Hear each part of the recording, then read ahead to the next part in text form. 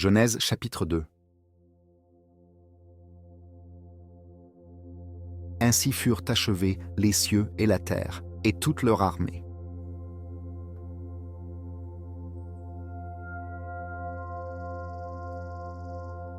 Et le septième jour, Dieu acheva son œuvre qu'il avait faite, et il se reposa le septième jour de toute son œuvre qu'il avait faite.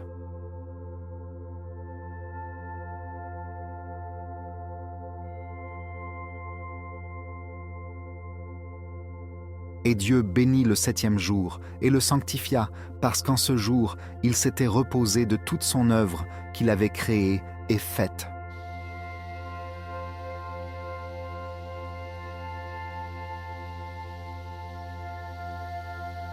Voici les générations des cieux et de la terre lorsqu'ils furent créés, au jour où l'Éternel Dieu fit la terre et les cieux.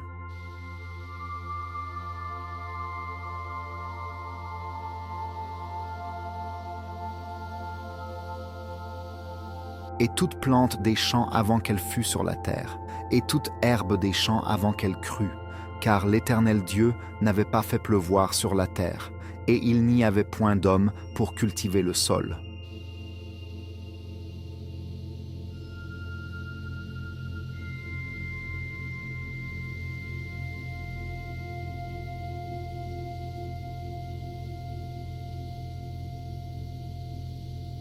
Mais une brume montait de la terre et arrosait toute la surface du sol.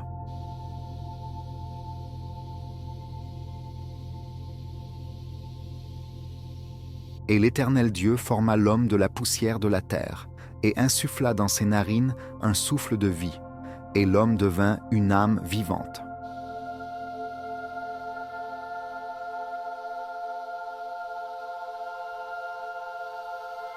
Et l'Éternel Dieu planta un jardin en Éden, du côté de l'Orient, et là il mit l'homme qu'il avait formé.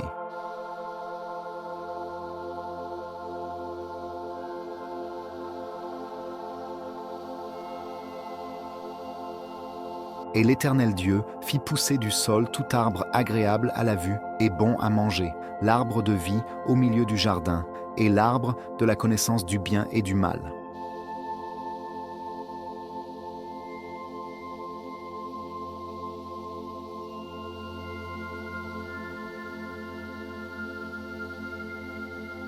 Et un fleuve sortait d'Éden pour arroser le jardin, et de là il se divisait et formait 4 bras.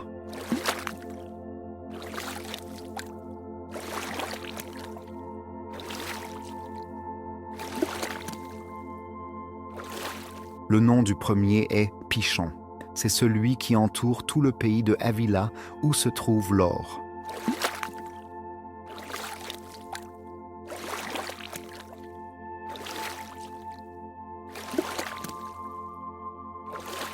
Et l'or de ce pays est bon.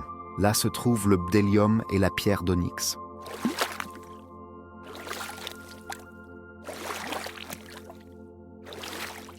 Et le nom du second fleuve est Gihon. C'est celui qui entoure tout le pays d'Éthiopie.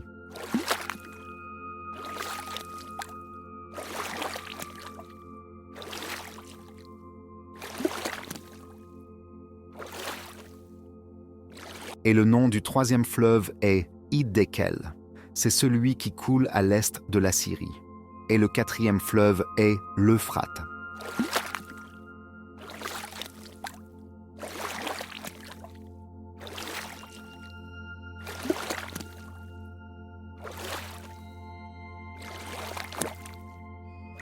Et l'Éternel Dieu prit l'homme et le plaça dans le jardin d'Éden pour le cultiver et le garder.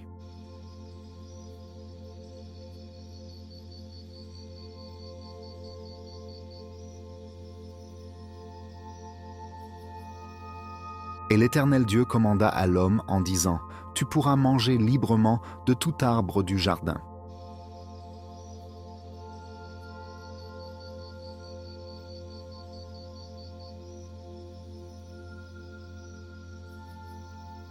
Mais de l'arbre de la connaissance du bien et du mal, tu n'en mangeras point, car le jour où tu en mangeras, tu mourras certainement. »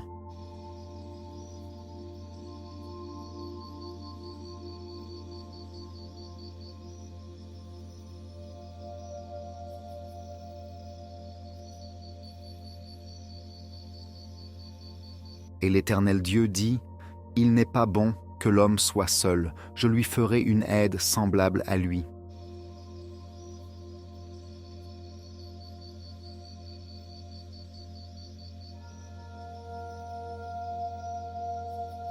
Et l'Éternel Dieu forma de la terre tous les animaux des champs et tous les oiseaux du ciel.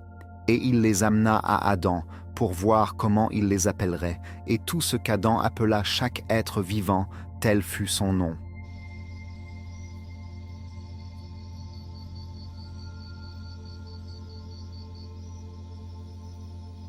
Et Adam donna des noms à tout le bétail, aux oiseaux du ciel et à toutes les bêtes des champs.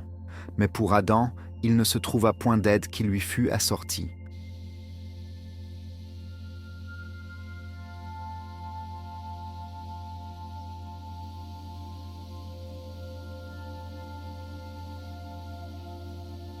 Et l'Éternel Dieu fit tomber un profond sommeil sur Adam, qui s'endormit.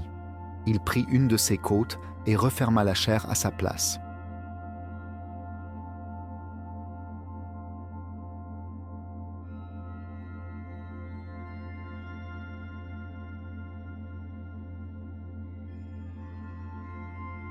Et l'Éternel Dieu forma une femme de la côte qu'il avait prise de l'homme, et il l'amena vers l'homme.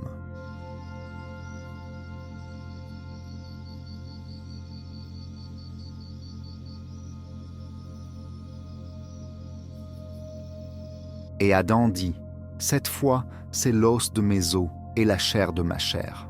On l'appellera femme, parce qu'elle a été tirée de l'homme. »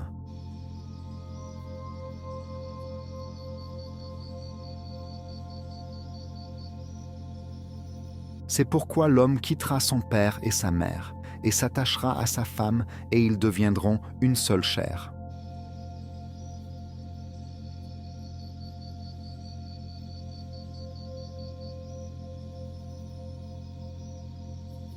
Et ils étaient tous deux nus, l'homme et sa femme, et ils n'en avaient point honte.